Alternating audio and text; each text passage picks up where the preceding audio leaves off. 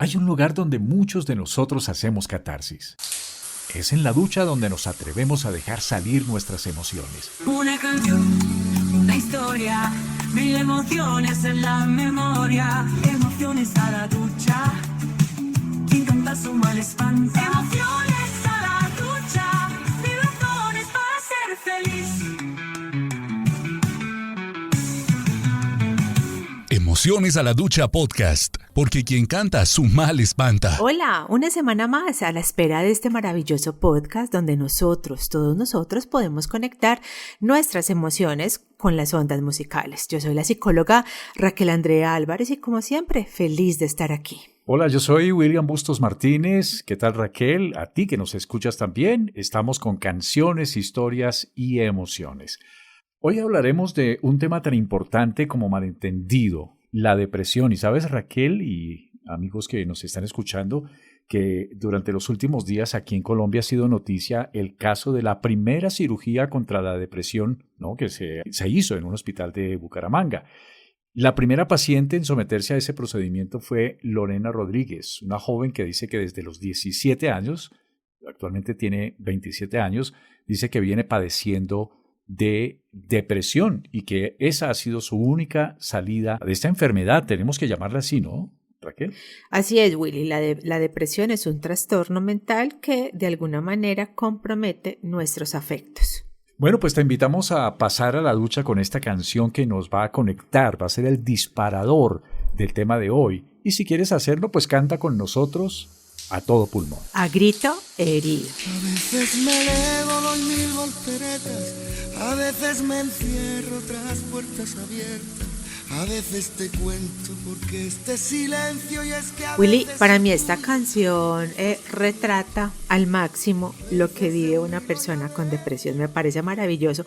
Y además, Willy, esa tonalidad de Alejandro Sanz, que es como una voz entre nostálgica, entre romántica. Sí. Es una voz rarísima, no sé cómo yo describirla. Una gran voz, un gran cantante, Alejandro Sánchez. Fue la canción Cuando Nadie Me Ve, lanzada en el año 1997, haciendo parte de su álbum Más. Y tú lo dices porque es nostálgica, porque es una canción evocadora y aborda la soledad y la dualidad entre eso que manifestamos ante el público y eso que está en nuestra vida privada, ¿no? Ahí, muy dentro de nosotros. Y a veces la depresión pues es una enfermedad que a veces se sufre en la intimidad y en el silencio. No sé si a veces o siempre, Raquel.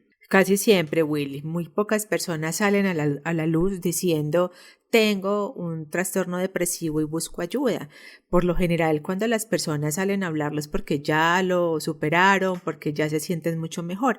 Pero tú mencionas algo, una palabra clave que es la dualidad. Y esta canción, Willy, de alguna forma retrata muy bien esa dualidad del ser. Esta canción explora cómo una persona puede tener una fachada o una personalidad que muestra a los demás y otra faceta completamente diferente a eso que está viviendo. Sí, decía mi mamá, la procesión va por dentro. Era un dicho muy famoso de mi mami, que era justamente eso, ¿no? Una cosa es lo que manifestamos, lo que ve la gente de nosotros de manera pública, pero otra cosa es lo que nosotros estamos viviendo. ¿Por qué la depresión se considera, Raquel, como una enfermedad mental?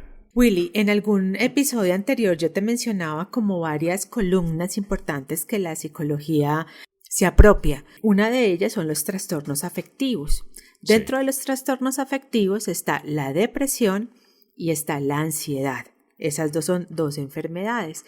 ¿Por qué son enfermedades, Willy? Porque definitivamente cuando nosotros estamos depresivos o cuando estamos ansiosos, en nuestro cerebro, en el funcionamiento de nuestro cerebro, ¿sí?, empiezan a haber cambios de químicos, algunas transformaciones químicas que, digamos, no son normales, que se salen de su forma funcional y causan una sintomatología bastante aguda.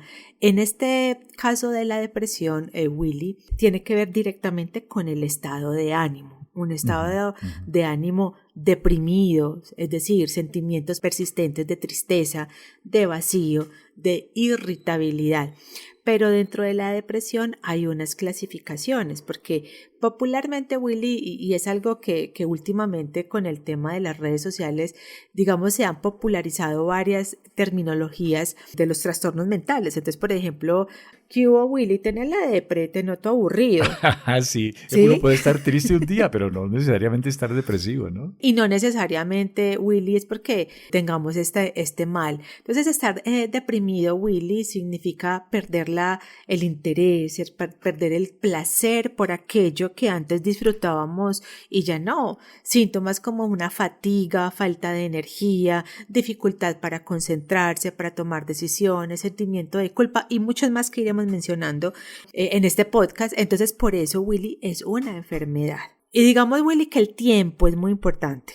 Sí, eso es muy importante. Una cosa es esta tristeza que tengo porque pasó algo en mi trabajo que me hizo poner triste o peleé con un amigo y estoy triste por esto, pero cuando ya ese estado de tristeza, Willy, pasan a días, semanas, meses, ya es un tema totalmente sintomático. A veces de un hilo y a veces de un ciento y hay veces mi vida te juro que pienso por qué es tan difícil sentir como siento. Emociones a la Ducha Podcast, porque quien canta su mal espanta. ¿Por qué no puntualizamos varios de esos síntomas que tienen diferentes categorías? Empecemos por los emocionales, ¿no? Tú decías, no es solo estar de mal ánimo, sino que es esa tristeza que no desaparece con el tiempo. Entonces, ese primer síntoma podría ser esa tristeza persistente, ¿no? Por ejemplo, el trastorno depresivo bipolar es uno de los otros tipos de trastornos que hay, donde yo hoy puedo estar triste y mañana también, pero pasado mañana me levanto eufórico y viendo la vida totalmente positiva, tomando decisiones desde la euforia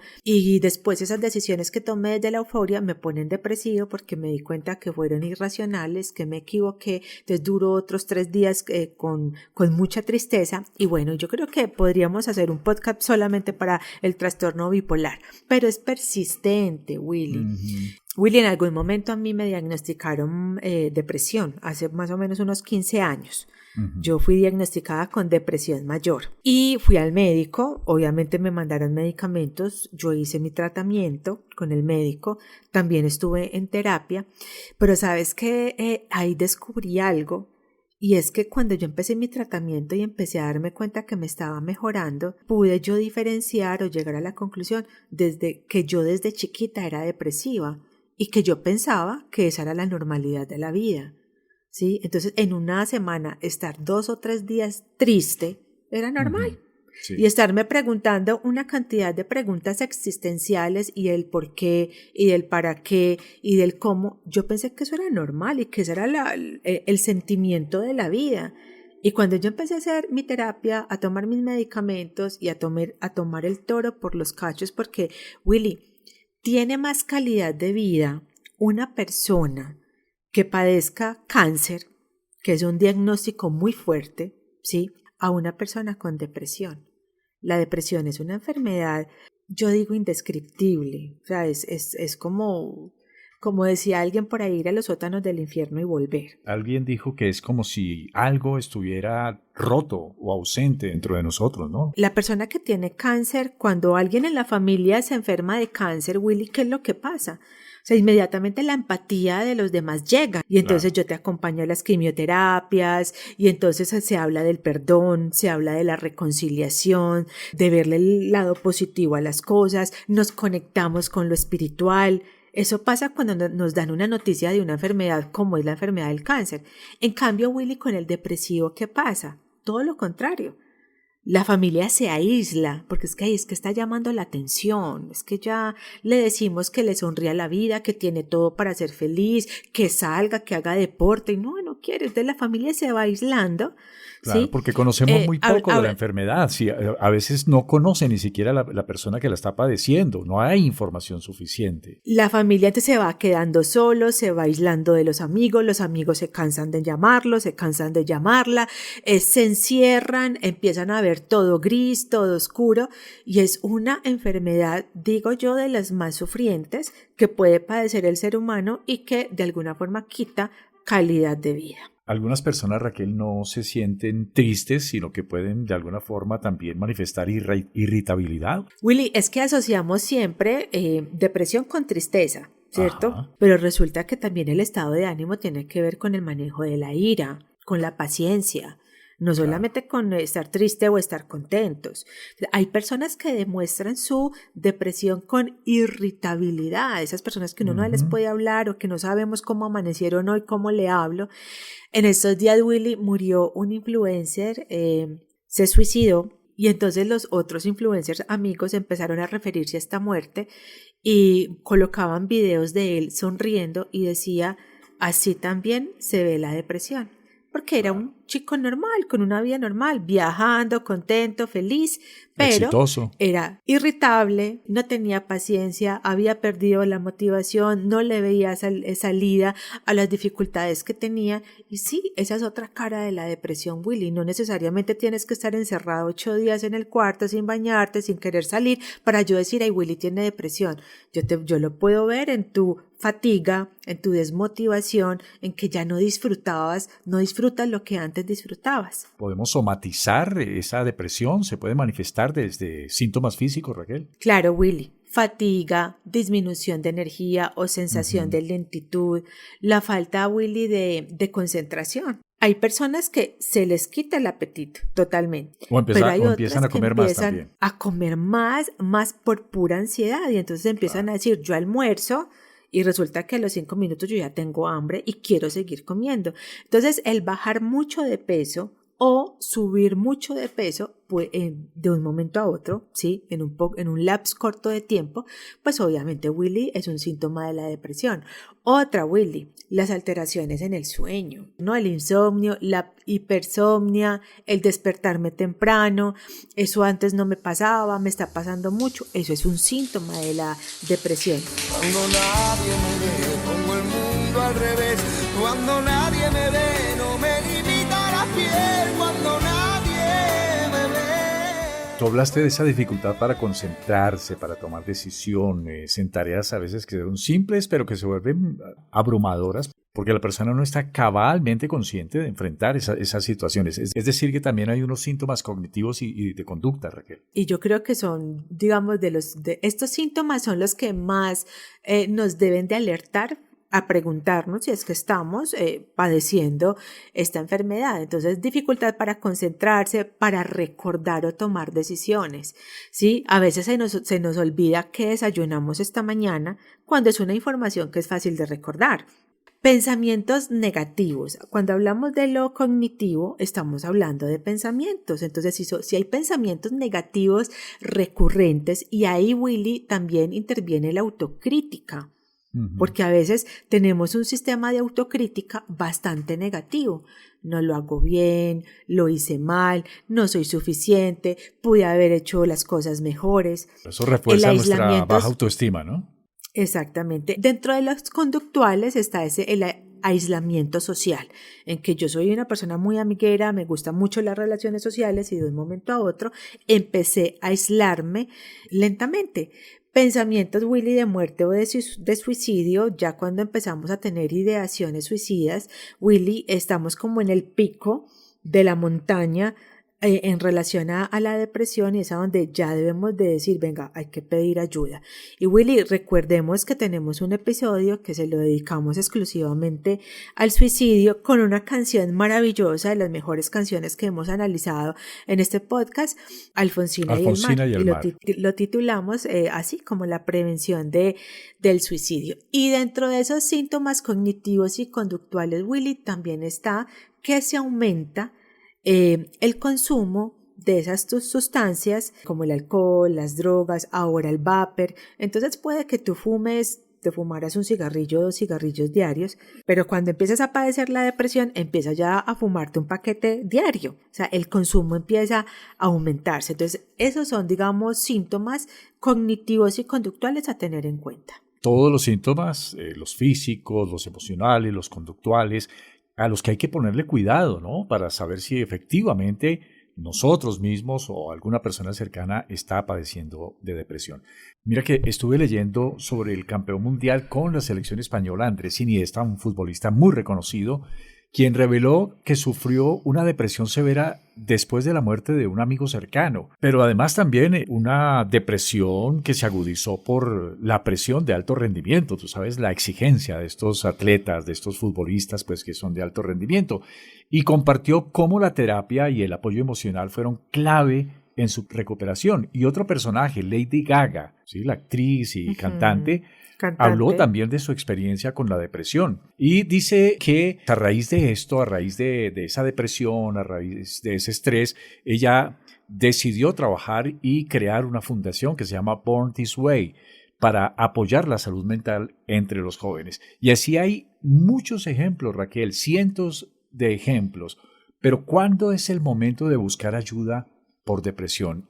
Willy, dijiste algo muy importante con este personaje, el futbolista que mencionaste. Tú nos Andrés contabas Iniesta. que la depresión inició por la pérdida de un ser querido, De un ¿verdad? amigo muy especial, sí. Eso es importante, porque una cosa es yo tener depresión porque, digamos, biológicamente tengo esa información genética o porque tenga desórdenes químicos y que sea una enfermedad constante en mi vida, ¿sí? Y otra cosa, Willy, es tener depresión por un trastorno de adaptación, ¿sí? Y creo que eso lo mencionamos en otro episodio. Es muy diferente que a mí se me muera mi amigo y que yo entre a deprimirme. Claro. Es muy diferente que yo me divorcie y por esa adaptación a esa pérdida, ¿sí? Yo me deprima. No quiere decir que entonces yo sea depresivo o que tenga una tendencia depresiva. Me deprimí y se llama así, por trastorno de adaptación, mientras me adapto a la nueva condición. Entonces, Willy, respondiendo a tu pregunta, ¿cuándo buscar ayuda? Pues, Willy, mira, si los síntomas persisten, todos estos síntomas que hemos mencionado, y tú ves que ya están afectando tu vida cotidiana o tu vida relacional, que ya no te soportas a nadie o que ya nadie te soporta y que la situación se está volviendo, digamos, pasando de un tono gris a un gris oscuro, pues ahí debemos de buscar ayuda. Pero sobre todo, Willy, la alerta donde sí o sí hay que buscar ayuda y a donde no te puedes esconder y no puedes evitar ir a un consultorio psicológico es cuando empiezan las ideaciones suicidas o pensamientos suicidas. Ahí ni lo piensen, tienen que ir a buscar ayuda. A veces me elevo, doy 1000 volteretas, a veces me encierro tras puertas abiertas. Emociones a la Ducha Podcast, porque quien canta su mal espanta. Claro, y recordemos que pedir ayuda pues no es una señal de debilidad, ¿no? Es una señal de valentía, de cuidado personal y debemos hacerlo. Imagínate que cuando yo empecé a darme cuenta que yo no estaba bien, Willy, ¿sabes por qué me di cuenta? Como que empecé a reaccionar, porque el niño mío Willy, que en ese tiempo tenía unos 6 o 7 añitos, un día me dijo, mami, ¿y cuándo vamos a volver a ser la familia que éramos antes? Y yo le dije, ¿y cómo así? No te entiendo. Me dijo, sí, mami, que tú te bañabas, que tú salías, que tú te reías, que no estábamos todo el día encerrados en la casa, que hacías aseo. Mamá, ya no has vuelto a hacer aseo. Y ahí yo dije, Dios, en realidad algo está pasando. Buscar ayuda. Willy, yo no le dije a nadie, porque de todas maneras yo también tengo ego y en muchas ocasiones me he dejado llevar por el ego y yo dije, pues ¿cómo se le ocurre que yo voy a decir en mi casa que me acompañen a donde un psiquiatra o le voy a decir a un amigo que me acompañe si es que yo soy psicóloga? O sea, ni de riesgos. Willy, yo me fui solita, busqué el médico psiquiatra y me desahogué con él. Gracias a Dios di con un gran profesional todavía, digamos, seguimos teniendo esa comunicación constante porque fue un médico que marcó mi vida, porque cuando yo llegué y él me pregunta ¿qué te dedicas? Y le digo soy psicóloga y él me dice tienes una depresión mayor y cómo era que no te habías dado cuenta. Él en cierta forma me abraza emocionalmente y me dice fresca que aquí estoy yo contigo. Y ese médico Willy todos los días me llamaba a preguntarme cómo iba, cómo seguía y tuvo una atención muy especial conmigo y finalmente no estuve sola. Mi ego evitó buscar ayuda con mis seres queridos, pero lo hice y definitivamente aparecen grupos de apoyo y redes sociales importantes para sostenerte. Entonces, Willy, si tú que nos estás escuchando tienes todos estos síntomas, de alguna manera te identificas con lo que hemos hablado, pero no te sientes capaz de levantar la mano y pedir ayuda, hazlo tú solo, es que nadie se tiene que enterar que estás yendo al psiquiatra, que estás tomando pastillas, que estás yendo al psicólogo, nadie se tiene que enterar. En algún momento, en medio de tu terapia, vas a ver que el ego va a hablar más pasito y para ti va a ser mucho más fácil hablar. Ahora, Raquel, el diagnóstico de la depresión no se hace con exámenes de sangre ni radiografías, porque sería muy fácil detectarlo de esa forma, ¿cierto? Es un proceso clínico que tú lo vas a explicar, que está Sí. basado en la conversación, en la escucha activa, en la observación de esos síntomas que ustedes, los psicólogos, los psiquiatras, pues son expertos y son profesionales en manejar. Willy, yo en alguna vez te explicaba que el cerebro no duele. ¿Cómo nos damos cuenta que el cerebro está funcionando mal? En el cambio del comportamiento. Entonces, si tienes todos estos síntomas que antes no tenía y tu comportamiento está cambiando, estás irritable, te estás aislando, estás llorando demasiado, te duermes sollozando en tu almohada, Willy, eso ya son cambios en nuestro comportamiento y por lo tanto tú puedes diferenciar los síntomas. ¿Qué hacemos, Willy? Yo cuando me llega un paciente depresivo, a mí me gusta aplicar pruebas. No son de sangre ni ecografías, pero sí hay pruebas psicológicas bastante sofisticadas que nos dan una idea de qué tipo de depresión son. Y a veces, Willy, cuando uno ya está metido en eso, la experiencia, ya tenemos esa experticia, Willy, yo ya con los síntomas digo, es esta, ¿sí? Y lo remito al psiquiatra. Hay psiquiatras, hay tipos de depresiones, Willy, que el psiquiatra me dice, no, Raquel, solo con terapia es suficiente, no hay necesidad de medicarla. No todas las depresiones hay que medicarlas, solo con terapia psicológica es suficiente. Pero hay unas, Willy, que definitivamente necesitan medicamento. Claro. Aquí quiero hacer un paréntesis, Willy, porque infortunadamente todos los medicamentos que tienen que ver con nuestra salud mental están satanizados, estigmatizados. Entonces, vuelven bobo, vuelven adicto. Eso lo vuelve a uno dependiente. Es que yo tuve un primo que tomó de eso y eso no ponía atención y la mirada era ida, perdida y la baba le chorreaba. Y yo siempre confronto, Willy, yo digo, venga, ¿por qué si nos duele el riñón nos tomamos la pastilla para el riñón sin ningún problema? ¿Por qué si me duele una rodilla pues me tomo el desinflamante sin ningún problema? Nunca nos ponemos a pensar que unas dosis altas de ibuprofeno nos va a dañar el riñón. No, simplemente que me quite el dolor y ya, y no cuestionamos.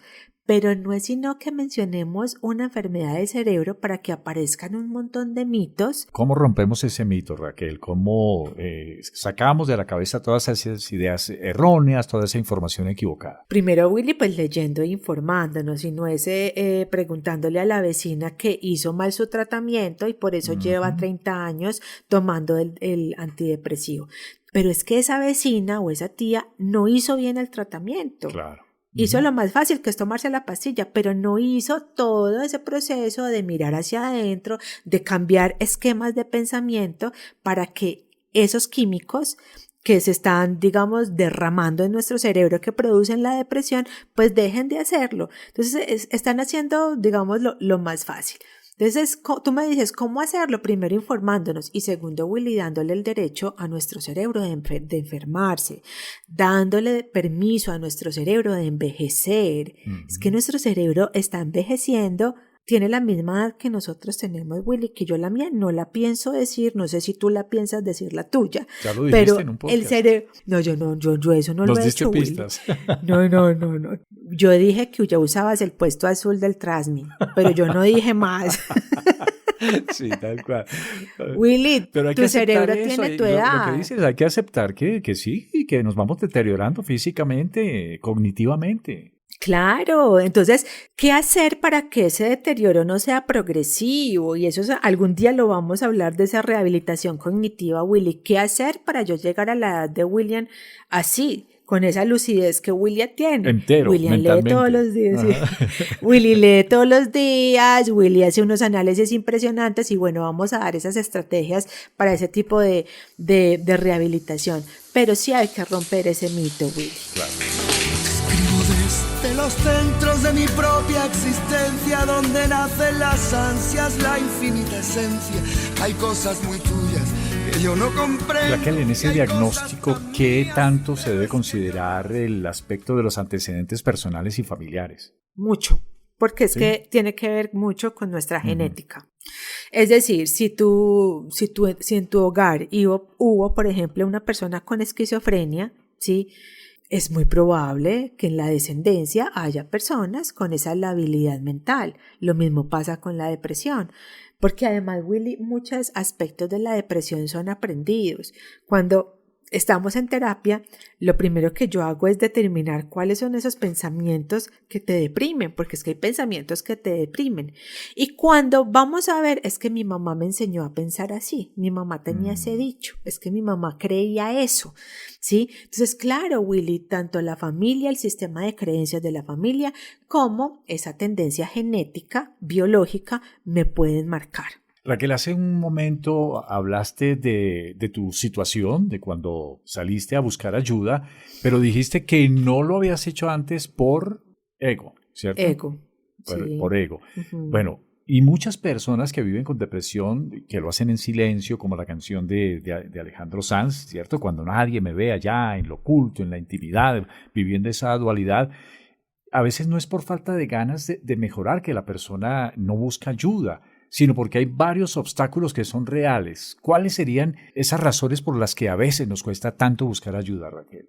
Willy, cuando yo les digo a mis pacientes que me llegan con depresión y los mando al psiquiatra y ellos me dicen que no, que cómo se me ocurre, yo les cuento. Yo hace 15 años fui al psiquiatra, hace 15 años tomé pastillas, hice muy responsablemente mi tratamiento y duró un año, no duró más.